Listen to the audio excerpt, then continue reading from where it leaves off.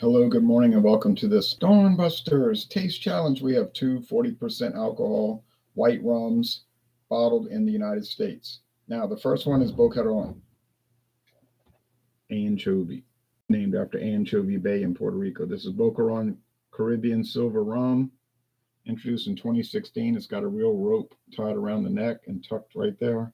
Wooden cap, neoprene stopper, bottled in Texas by Iron Horse, the owners of the brand. Where in the Caribbean is it made? We don't know, and we probably never will know. Now, here is an even more mysterious product, Clubhouse. Clubhouse rum. That's all it says. Clubhouse rum. Doesn't say silver rum, white rum. Well, this is the only Clubhouse rum they have, this clear one. We don't know where it's made. We don't know where it's from. It only says bottled in Bardstown, Kentucky. I'll put the Heaven Hill link below. And they say that the 1 liter bottle is the only available size. Premium quality. Okay. I bought this at Savannah Discount.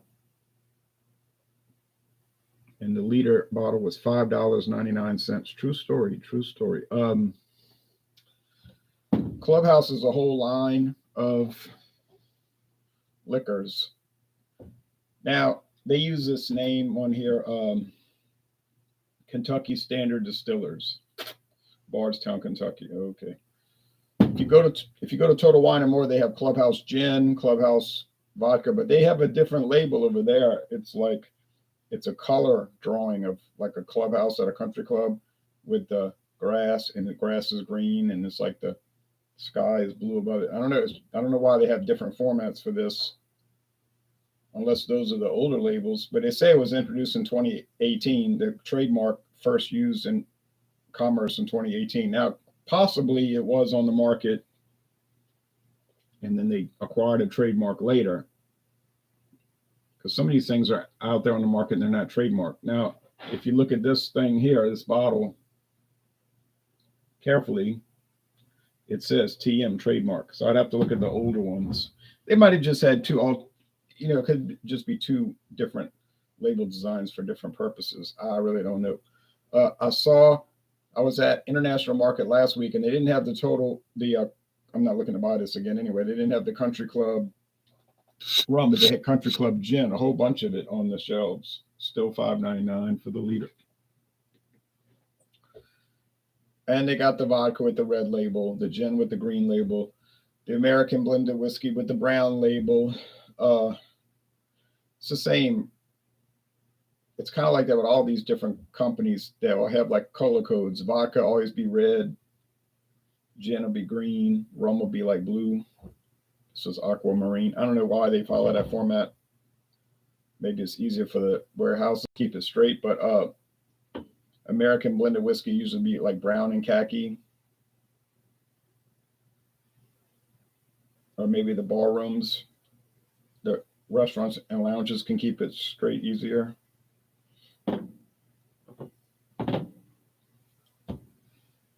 It's probably mostly a wholesale product, like I said, at restaurants buy, but it is on the shelves at certain stores. I was at a restaurant in Kenner, Louisiana 2 days ago called the Fiery Crab.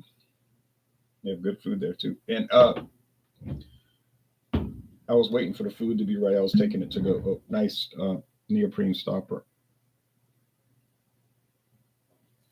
And the guy was talking to me about different things. And I said, the bartender was just killing time. And I said, well, what are your bar liquors?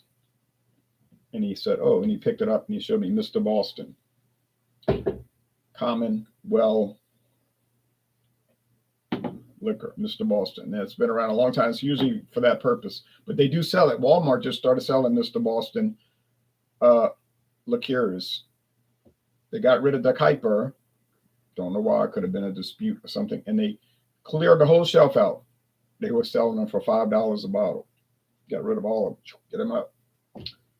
I said, wonder what's going on here. And then 2 weeks ago, went in there and they had the whole shelf reset with all the different colors of Mr. Boston liqueurs, triple sec, uh, creme de coke. They didn't have creme de cocoa that I saw. They had blue curacao, all those creme de menthe, all those, and I said, had to be a reason. Sazerac owns Mr. Boston these days. They bought him. They still publish that bartender book, Mr. Boston's bartending guides, like the most popular bartender guide. And yeah, so they got him over there. They don't have the full line, but I know if you go to Total Wine and More, they have a lot more Mr. Boston products like the rum, I think the brandy and stuff. So whatever. Mathern's got the bartenders, what they call it, bartender's friend, not the cleanser. That's something like that, barkeeper's friend. But they got that thing from Jacques Jacquin's, and it's all different, like banana liqueur, chocolate liqueur, cinnamon liqueur. They're $11.99. That's Jacquin. Well, that's Jacquin's biggest thing. Jacquin's is all about liqueurs. They make the famous Pennsylvania Dutch eggnog right in the fall, late fall, and they do produce or at least bottle rum, brandy, gin, blended whiskey, but that's just something they sell to whoever wants it. But their big thing is liqueurs. Now, Iron Wolf, they kind of all over the place. Like they got this Boquerón, and then they got other. If you look at their main website, they got all kind of like ready to drink canned cocktails and this and that, and it's kind of hard to figure out what their focus is. But anyway, here we go.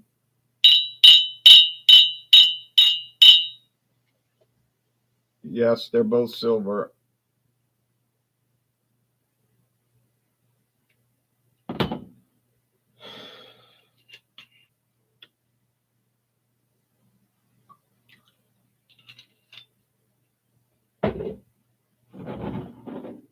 I don't know who's going to win because I can't remember how the clubhouse tastes from Heaven Hill. I remember it just tasted kind of standard. You understand, like just like basic, not bad. Wasn't like offensive, like oh this stuff's nasty. It was just like oh this is so regular, and your response would probably be that's why it's a well rum because they want it regular, more or less a neutral flavor, so that a generalized neutral flavor, so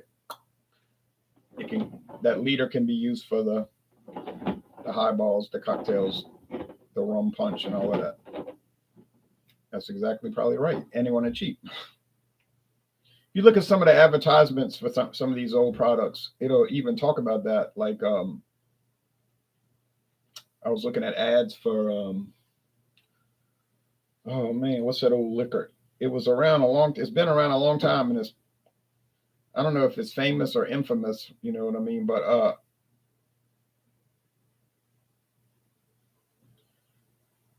they said it's a soft, no, what was it? Soft something. A soft.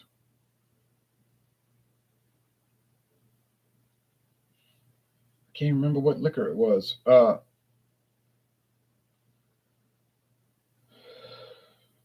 Was it Scotch?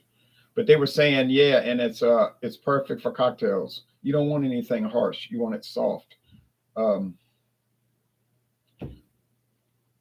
But not me. I don't because I do these neat tastings like without any sugar added or without any syrup or bitters added. I just do it neat at room temperature. So soft is like no. I want it to have bold flavor and some kind of something to stand out.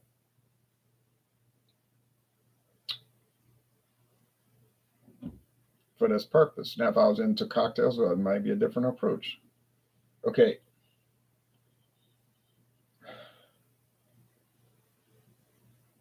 But yeah, they were just like an enormous amount of ads for that, whatever that was.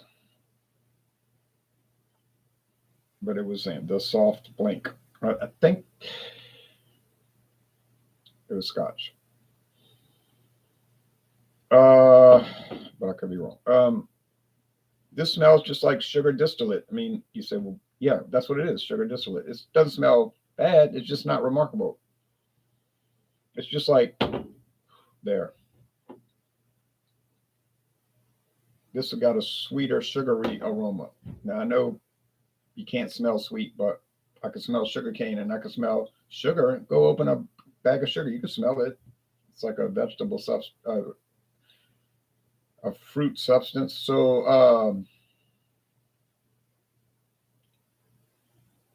yeah, this smells like it has a little more going on. Going on. All right, but if you pay $5.99 for a liter, like Clubhouse, and the worst you could say about it is that it's just kind of ordinary. You won. You won the contest because you paid a little bit and you didn't get anything bad. Unlike that horror caliber imitation spice rum. They don't use the word imitation. They should, but I figured it out by looking at the regs. Sam Smalley says, howdy, Ron. Same to you, Sam. Good morning. Okay, taste time. I'm going to walk.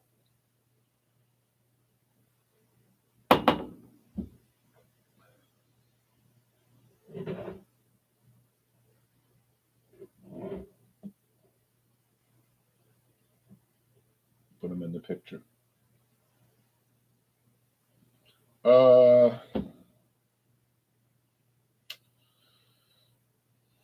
It's just so basic. It's just baseline nothingness.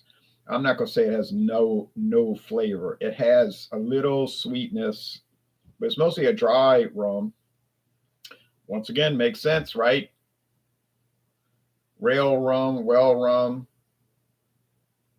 bar rum, dry, won't interfere with the flavor of the exorbitantly priced cocktails that you're about to buy.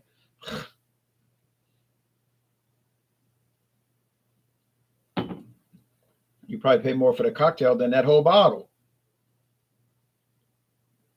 You say, nah, it was happy hour. I paid $5.99. Oh, I paid $6 for that. Only a penny more. That's true. But that whole bottle is $5.99 and you get a whole liter of it. And you could make your own stuff. I mean, it's not that difficult. All right, but anyway, no use harping on it. I see people buying containers of chopped onions, like a plastic container for $4.99. It's like, man, you could buy a whole bag of onions for $2.20. Sometimes $1.99. How long is it going to take you to dice an onion? You know, I mean, you're going to pay 1,000% more because you can't take the time to dice an onion. You guys get Bundaberg rum from Australia over there.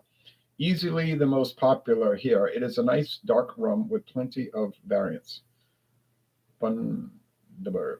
We might, because like what I mean, Sam, is when I go to the liquor store, meaning in Louisiana, the grocery store usually, they got so many rums from all over the world in some of these stores. You can't look at all of them. There's so many. You just kind of look around, say, oh, well, let me see what they have. You know, like, so you can't keep up. We get all kind of Australian stuff, especially wine, you know, like all kind of wines from Western Australia. And but it's probably on the shelf. Because Jean-Pierre was telling me, like, man, it's too bad y'all can't get Barbancourt rum from Haiti. I know where to get two different types of Barbancourt rum from Haiti, the 4-year age and the 8-year age. So yeah, totally get what you're saying. Yeah, so it's like people ask me this constantly, you know. Oh, did you ever see this beer from Germany? I might have seen it in the sense that I was looking through this whole 2 shelves full of German beer and my eyes saw it. But, you know, to say that I saw it and I looked at it and said, oh, there's something to try. I can't say that. You know, it's like nobody could remember all of that. So if I've had it, if I tasted it and made a review, then I can probably remember like, oh yeah, that stuff was great. But otherwise, it's just not, it's, you can't. And these two here, I wasn't looking to find these. No way. It's a simple case of walking in the store and I saw this bottle. I said, what in the world is this stuff? You know, that's how basic it is. People ask me like, what method do you use to pick beer? I say method, just looking and grabbing stuff. And that sounds like I'm being sarcastic or making a sharp, ugly comment. That's literally what I do. Okay. It is really no kind of game plan, except that is the game plan, the random pick. So I was in the store, Savannah Discount, and just looking around, you know, and I saw this on the shelf, $5.99. They had that bright sticker, you know, this month only, or you know how they do. $5.99. I said, well, $5.99 can't be too bad. I'm sure it's nothing great. And that's exactly what it turned out to be. Same thing with Boquerón. I was over there to buy some kind of food at Rouse's. I wasn't even looking for alcohol, I don't believe. And it was behind me. And I said, I looked back on this display and it was $6.99. I said, well, they're basically giving it away.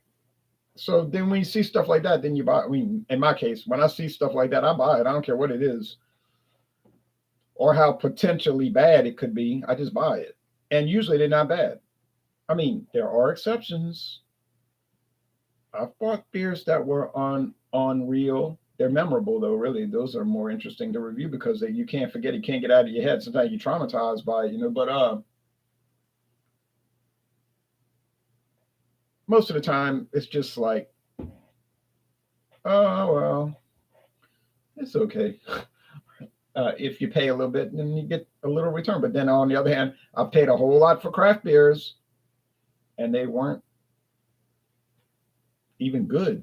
Some of them, like not even good. You couldn't say this is a good beer. You could say it's okay, which is a C. Now, a C, I could go to the grocery store here and get a 30 pack of beers, 30 pack for less than $20 that are much higher than a C. They're good. They're like very good to excellent. You know, average type beer, but very good to excellent. So why would I ever think I had gotten a deal if I paid $7 for a bottle or a can, a single can of a beer that wasn't even good? Guess what? I feel ripped off. I feel cheated, and a lot of times I think I am cheated by these things. So, do I feel cheated by this one? Nah, I don't feel cheated. I don't feel excited. I feel like, yeah, it's like I said earlier in the video, it's a distilled sugar product. No more, no less. It's not like, oh, it tastes like rubbing alcohol. Oh, it tastes like nail polish remover. It's nothing like that. And even when those people say that, I don't think it's anything like that.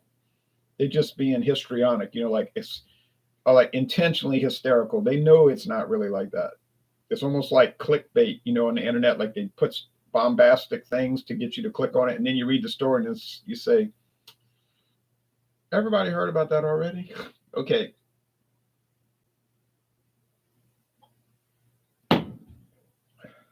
Boquerón's got a lot more flavor. It's more savory. So it's more savory. It's more sugary. It has more body. You get more of the sugarcane stalks. It's just more well developed, more developed. And it is a little bit more money per ounce, okay, because you're getting a regular size 750 milliliter for $6.99 as opposed to an entire liter for $5.99. But there's your trade-off. So if you could tolerate basic, and I mean very basic, this will work. If you got to have a little excitement in your drinks, the Boquerón will be a better choice. But neither one is going to impress your friends or family. Maybe this one with the interesting neck design could impress people. It's unique. So I'm going to say it's the Clubhouse, and I would recommend it if your utilization is extremely basic. And many times that is the case. So yeah, it will work for that. Good. Clubhouse got it. Got a letter C at the bottom.